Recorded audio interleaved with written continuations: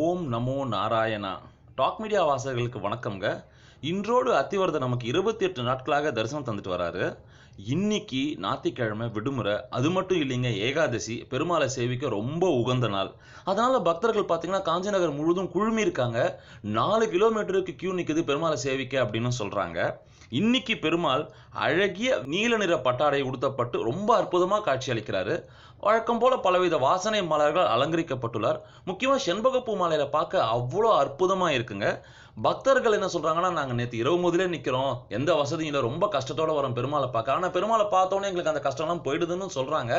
Police extra ஃபோர்ஸஸும் போட்டிருக்கோம், 3000 police டியூட்டின்னு சொல்றாங்க. ஆனா நேத்து பாத்தீங்கன்னா சனிக்கிழமை அதுவுமா 2 லட்சம் பக்தர்கள் வந்து குவிஞ்சதுனால இன்னைக்கு அதுக்கு மேலேயும் இருக்கும்னு எதிர்பார்க்கறாங்க. ஏகாதசி பெருமாள் தரிசனம் பண்ணி அவரும் நிறைய பேர் வந்திருக்காங்க. பெருமாளோட இன்றைய திருக்கோலத்தை இந்த வீடியோ மூலமா பார்த்திருப்பீங்க. டாக் மீடியா வாசகருக்கு ஒரு நற்செய்தி. அத்திவரதரோட அன்றைய திருக்கோலத்தை அன்றே உங்களுக்கு எங்களுடைய வீடியோ மூலமா வழங்குறோம். ஓம் நமோ நாராயணா.